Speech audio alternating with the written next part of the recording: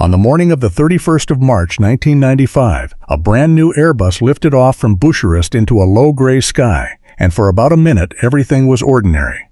Then, in the space of a single breath, two catastrophes arrived at once. Deep in the aircraft's throttle system, a fault that engineers already knew about quietly pulled one engine back to idle, and the jet began to yaw. And in the left-hand seat, at that exact moment, the captain put his hand to his chest, said that he felt unwell, and slipped into unconsciousness, leaving the aeroplane and the 60 lives aboard it in the hands of a man who had spent almost his entire career flying a completely different kind of instrument.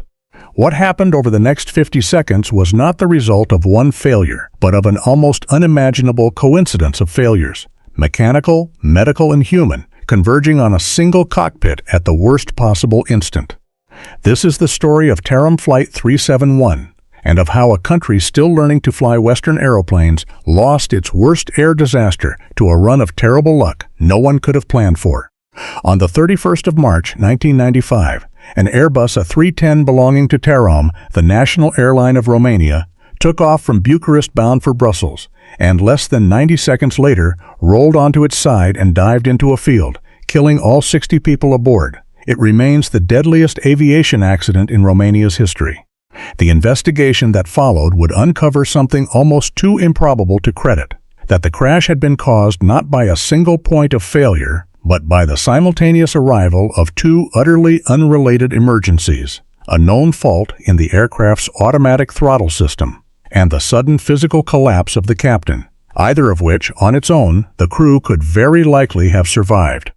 Together, striking within seconds of each other, they overwhelmed a first officer who, through no fault of his own, had been handed the one situation his long career had least prepared him to face.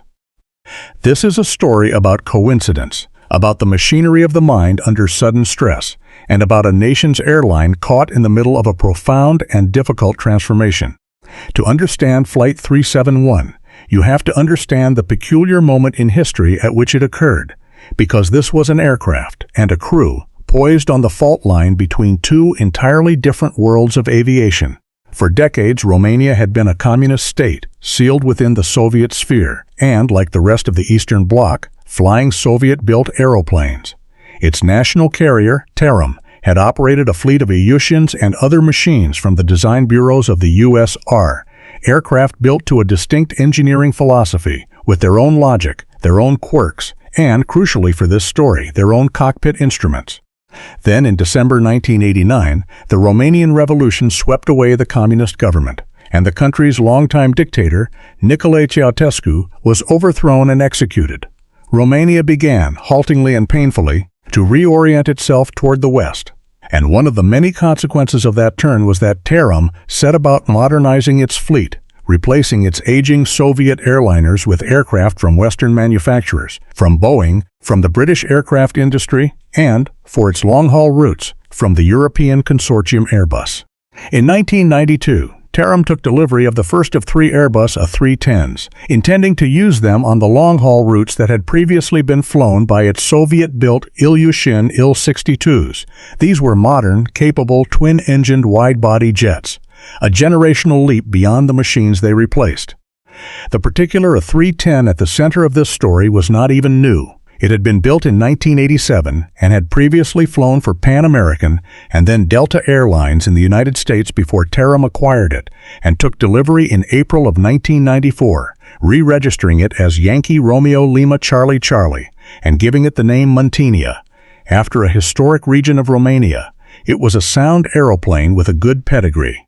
But it carried within it, buried in its systems, a small and intermittent fault, one that had been noticed and logged and thought to be understood. The fault lived in the aircraft's automatic throttle system, the autothrottle, or in Airbus's terminology, the automatic thrust system. In a modern airliner, the autothrottle is a servant of enormous convenience. It manages engine power automatically, advancing and retarding the thrust levers to hold a target speed or a target power setting, relieving the pilots of the constant manual fiddling that flying once demanded. On the A310, as on most jets, it was a routine and trusted part of everyday operations. But on this airframe, something in that system did not always behave. The problem revealed itself in a very specific circumstance. During the climb after takeoff, at the moment when the crew shifted the engines from takeoff power down to the lower climb power setting, the number one engine, the left engine, had a tendency to slide all the way back to idle on its own, not to reduce smoothly to climb power as intended, but to fall away entirely, back to the minimum, while the crew's attention was elsewhere. The cause was never precisely pinned down, but the most probable culprit, investigators would later conclude, was excessive friction somewhere in the mechanical linkages connecting the throttles to the autothrottle system. Enough friction that, at a certain point in the lever's travel, one throttle could hang up and drift back while the other continued normally. This was not in itself a secret or an unknown. The malfunction had been reported and worked on. After a bout of maintenance, it had gone quiet and had not recurred for some 7 months before the accident, the last incident of it having occurred in the middle of September 1994.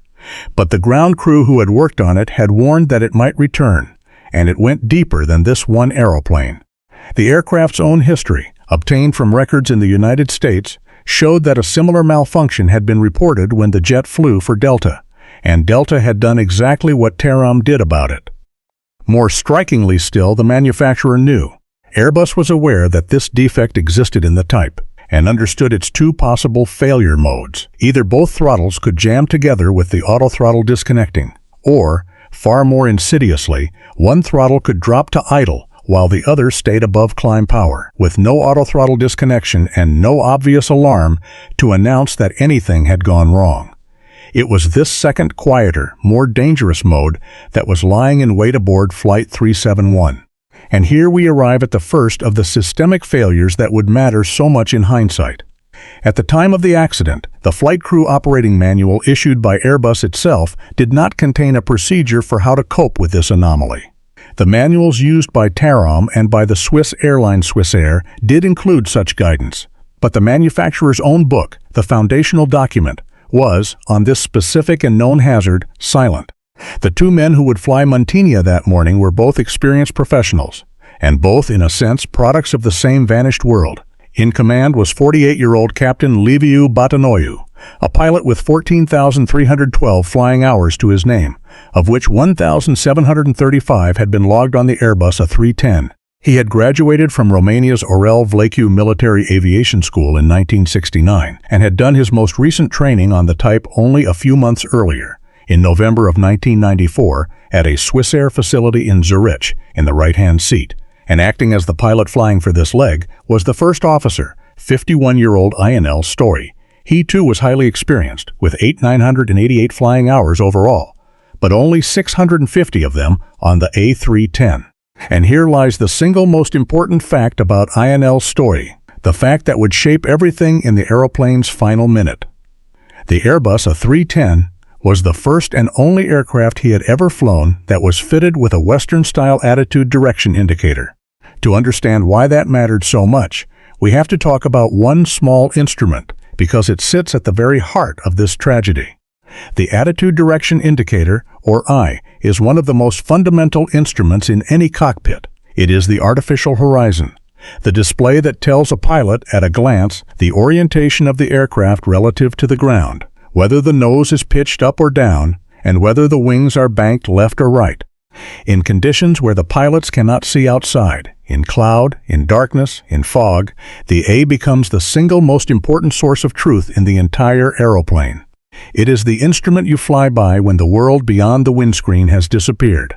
A pilot's ability to read it correctly and instantly without conscious thought is the bedrock of instrument flying. But here is the thing that outsiders almost never realize. Soviet-designed aircraft and Western-designed aircraft displayed this information in opposite ways.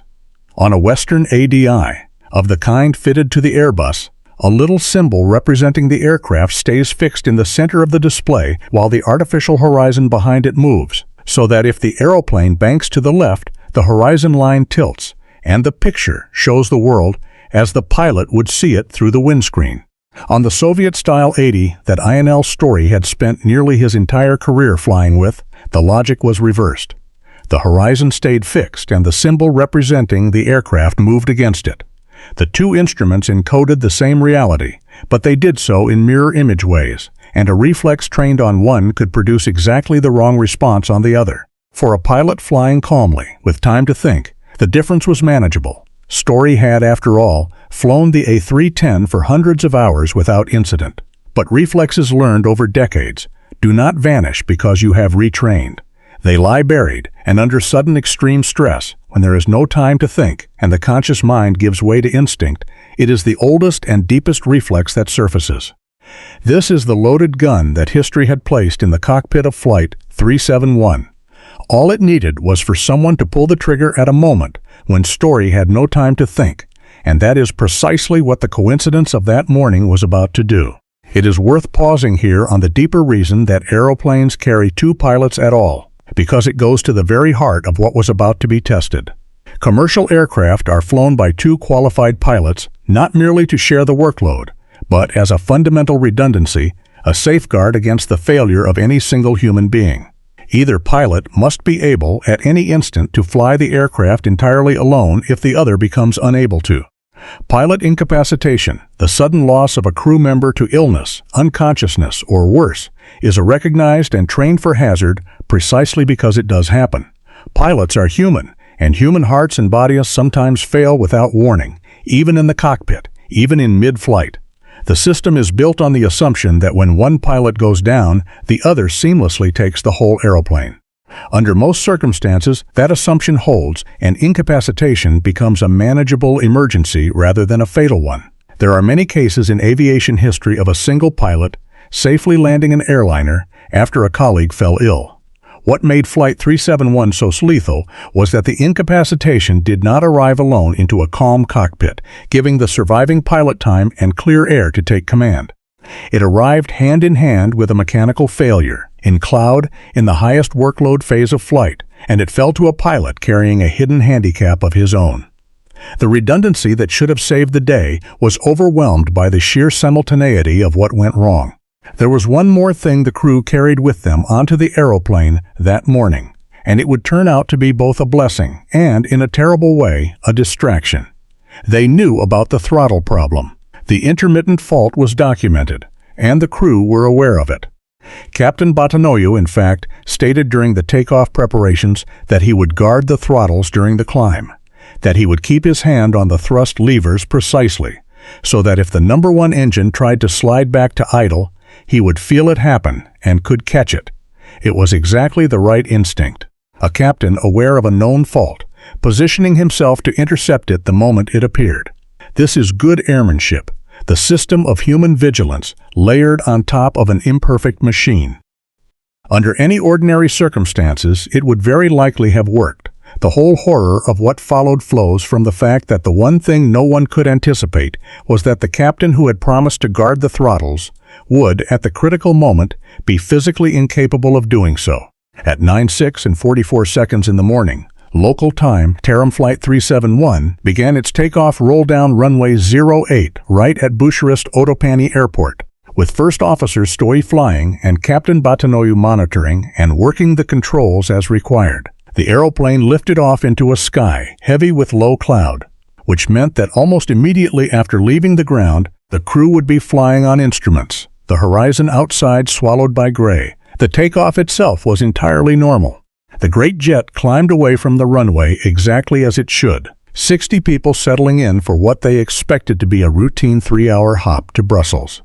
As the aircraft climbed through the first couple of thousand feet, the ordinary choreography of a departure unfolded. First Officer Story, flying, called for the next steps in cleaning up the aeroplane's configuration, asking the captain to retract the flaps and the slats, the extendable surfaces on the wings that provide extra lift at low speed and are stowed away as the aircraft accelerates and climbs. Captain Batanoiu moved to comply. He retracted the flaps, but he did not retract the slats. It was a small omission, the kind of thing that happens and is caught and corrected 100 times a day in cockpits around the world. But here it was something more. It was the first sign, though no one could have known it yet, that something was going wrong with the man in the left-hand seat. Story noticed that the slats were still extended and, puzzled, turned to his captain and asked him what was the matter. And Captain Batanoiu answered. He said that he felt sick. Then he groaned and fell silent and slumped into unconsciousness. In the space of a few seconds, on a normal climb-out in cloud, the first officer had gone from flying a routine departure to being, in every practical sense, completely alone at the controls of a wide-body jet, with a stricken man beside him, an aeroplane to fly on instruments he had learned late in life, and no idea yet that the aircraft itself was about to betray him too. And now the second catastrophe arrived, in cruel synchrony with the first. At almost the very moment, Captain Batanoiu lost consciousness. The fault that everyone had worried about chose to strike. The number one engine, the left engine, did exactly what it had done months before. As the power was coming back for the climb, it slid all the way down to idle and stayed there, while the number two engine on the right remained at climb power. And the captain's hand, which was supposed to be guarding those throttles which had been placed there for this exact purpose, was no longer guarding anything. The one defense that had been prepared against this precise failure had been removed, at the precise instant it was needed, by a coincidence of almost incomprehensible cruelty.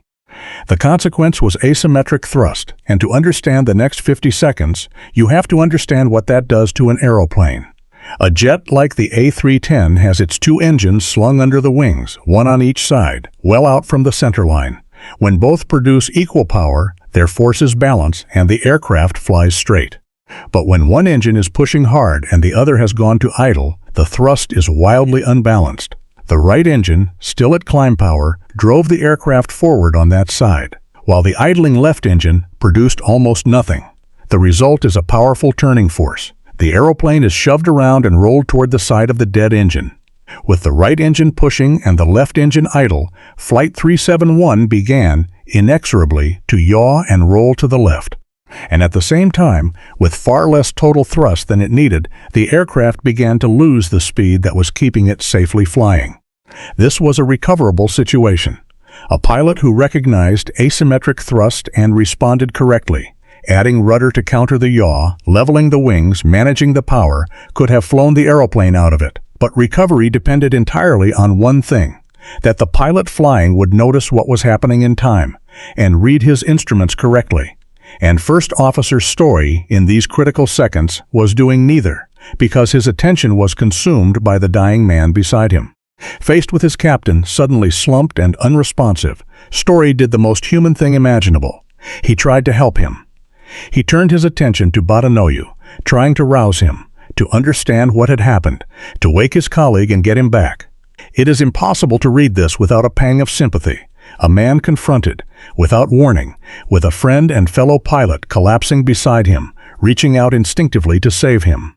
But every second Story spent trying to revive the captain was a second he was not spending flying the aeroplane. And the aeroplane, unbalanced and unwatched, was rolling ever further to the left. Preoccupied with Batanoiu, Story did not notice the steadily increasing bank. The aircraft was tipping over beside him, and he did not see it, because he was looking at the man in the other seat.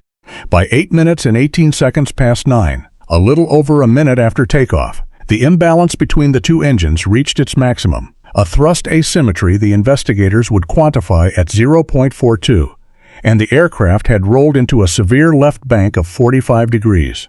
This was now a genuine emergency of the most serious kind. A wide-body jet, low to the ground, banked steeply and still rolling, bleeding speed with clouds all around, and only one conscious pilot who had not yet grasped what was happening.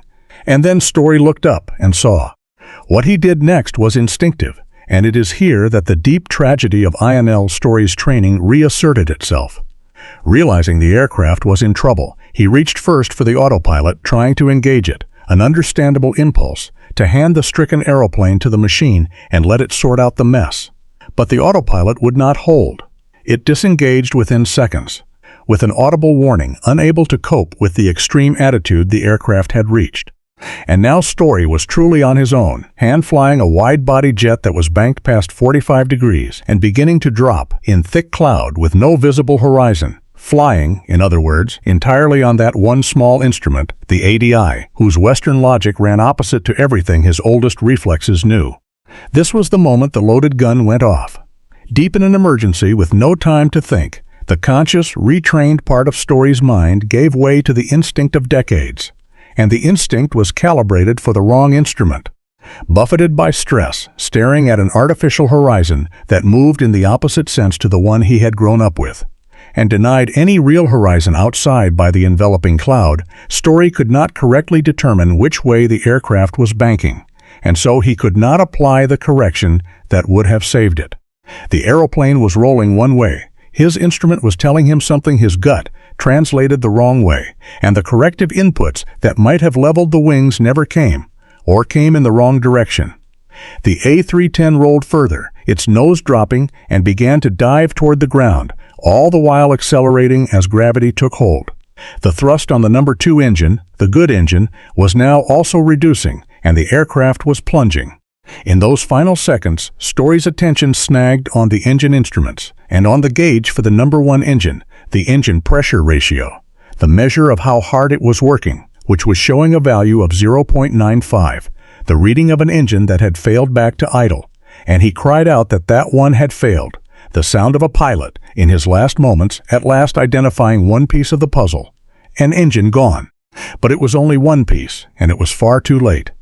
The aircraft was now diving at a pitch angle of more than 60 degrees nose down, very nearly straight at the earth, and there was neither the altitude nor the time to recover. At 9:08 and 34 seconds in the morning, TAROM Flight 371 struck the ground near the village of Balotesti at a speed of around 324 knots, roughly 600 kilometers per hour. It had been airborne for just 89 seconds. Only 27 seconds had passed since Captain Badanoiu lost consciousness. The impact was of such violence that the aircraft was effectively obliterated, gouging a crater some 6 meters deep into the field, and all 60 people aboard were killed instantly. There had never been, in those final seconds, any real chance for the passengers in the cabin behind. Only a first officer fighting an aeroplane, an instrument, and a coincidence, all at once, and losing. It is easy, in tracing the mechanics of a disaster, to lose sight of the people inside it, and the 60 aboard Flight 371 deserve to be remembered as more than a number.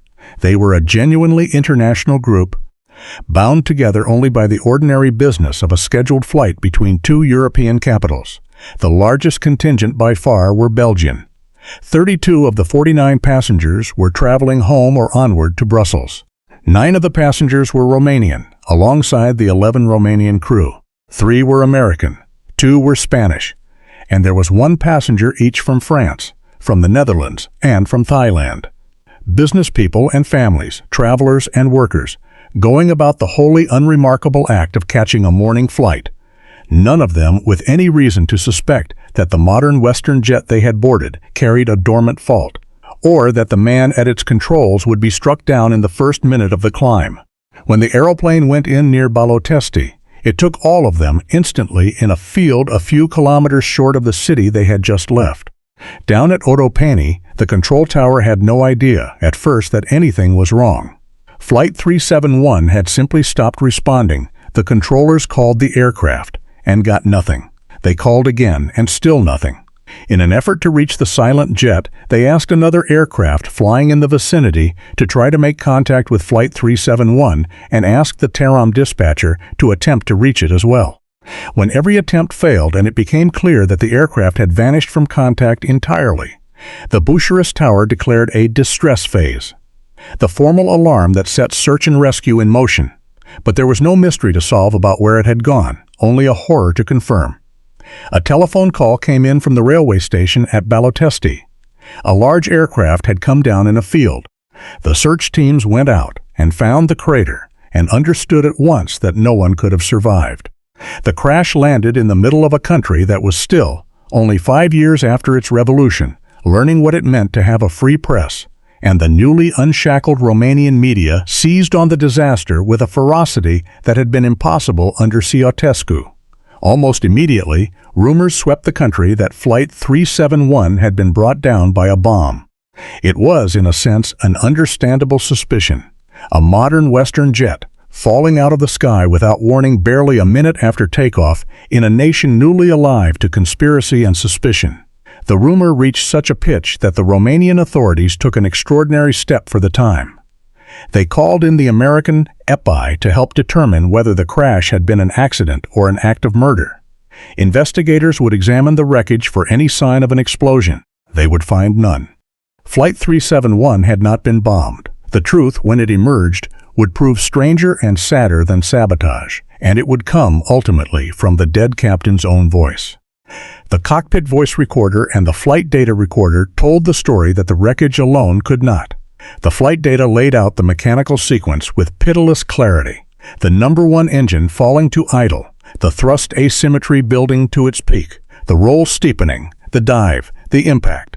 And the cockpit voice recording supplied the missing human piece, the piece no one had suspected. On the recording, investigators could hear Captain Batanoiu say that he felt unwell. They could hear the groan, and then the terrible silence where a captain's voice should have been. It appeared plainly, from the recording, that Batanoiu had suffered some kind of acute medical event. Most probably, the investigators believed a heart attack that had incapacitated him at the very moment his hand was needed on the throttles.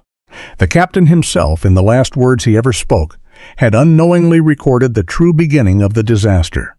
From there, the investigators reconstructed the whole grim chain. The mechanical fault was traced to that excessive friction in the linkages between the throttles and the automatic thrust system. The same intermittent defect that had been logged before, that Delta had encountered before, that Airbus had known about. The aircraft had done exactly what its history warned it might.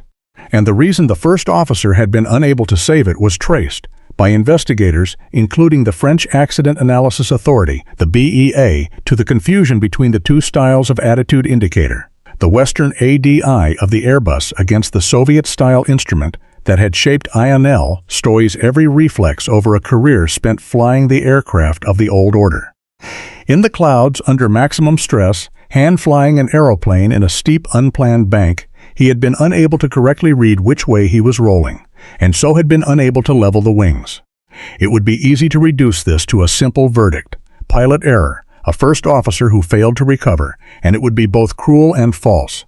The deeper and fairer truth is that Flight 371 was destroyed by a coincidence so improbable that no reasonable system had been designed to withstand it. Consider what had to happen, all at once, for this crash to occur. A known but intermittent mechanical fault, dormant for 7 months, had to choose that exact climb to reappear. The captain had to suffer a sudden incapacitating medical emergency, not 5 minutes earlier, not 5 minutes later, but in the same handful of seconds, removing the very hand that was guarding against the mechanical fault. And the first officer left to cope with both had to be a pilot whose deepest instincts, forged in a lifetime of Soviet cockpits, were calibrated backwards for the Western instrument he was now forced to fly by in cloud. Take away any one of these three factors, and Flight 371 very probably lands at Brussels on schedule. It was the intersection, the simultaneous independent arrival of all three, that killed 60 people. And around that terrible core sat the systemic failures that made the intersection lethal rather than survivable. Airbus knew about the throttle fault, and yet the manufacturer's own operating manual contained no procedure for handling it. A gap that meant a crew encountering the failure had no manufacturer-sanctioned drill to fall back on in the critical moments. The broader industry, meanwhile, had moved thousands of pilots trained on Soviet instruments into Western cockpits during the great post-communist transition, without perhaps fully reckoning with how deeply the old reflexes were embedded, or how catastrophically they could resurface under stress. Flight 371 was, in this sense, a crash of the seam between two aviation cultures, a disaster that could only have happened in that specific historical moment, when the aircraft of the West were being flown by the pilots of the East, and the two did not yet fully fit. In the aftermath, the specific mechanical lesson was addressed. The autothrottle defect that had lurked in the A310 was a known quantity, and the pathway to fixing it, through revised procedures and attention to the friction in those throttle linkages, was clear. The far harder lessons were the human ones. The accident stands to this day as one of aviation's starkest illustrations of pilot incapacitation, of what happens when one of the two people entrusted with an aeroplane is suddenly, without warning, removed from the equation, and of why the surviving pilot's training and readiness to instantly assume sole control matters so enormously. And it stands as a permanent warning about the danger of negative transfer, the way that skills learned deeply in one system can actively sabotage performance in another. lying silent until the worst possible moment. The confusion between Eastern and Western attitude indicators that doomed Flight 371 was not unique to this crash. Other accidents around the world have turned on the same reversal, and the lesson has had to be learned and relearned wherever pilots cross from one tradition of flying to another. There is a strange and unhappy coda to the story on the ground. The Romanian criminal investigation into the crash, opened, as was the custom, by the prosecutor's office, dragged on inconclusively for years, was transferred between jurisdictions, and ultimately went nowhere. In an almost unbelievable administrative failure, it later emerged that the entire case file had gone missing. When a senior prosecutor sought the documents years afterward, they simply could not be found. The families of the 60 dead were left, in the end, without even the cold comfort of a completed legal reckoning. Near the site where the aircraft came down, a monument stands in memory of those who died, the quiet marker of a tragedy that Romania has not forgotten, even as the paperwork meant to explain it vanished. More than anything, TAROM Flight 371 endures as a study in the merciless arithmetic of coincidence. We are accustomed, in the aftermath of disaster, to searching for the single cause, the broken part, the bad decision. The one thing that fixed would have prevented everything, and usually there is a chain, each link of which offered a chance to break it. But Flight 371 offers something rarer and more disquieting: 3 separate failures, from 3 entirely unrelated domains, a machine, a human heart, and a lifetime of training, that happened by pure malignant chance to align in the same cockpit in the same 90 seconds. Each was survivable alone. Together, they were not. It is the kind of accident that resists the comforting narrative of blame because there is no villain in it, only a first officer doing his desperate best against an impossible confluence, a captain struck down at his post, and an aeroplane behaving exactly as its known flaw predicted it might. 60 people took off from Bucharest that gray March morning, expecting to be in Brussels by lunchtime. They were in the air for 89 seconds. And the reason they never came home was not one thing that went wrong, but 3, arriving together in the space of a single held breath, in a way that no one had planned for and no one could have stopped.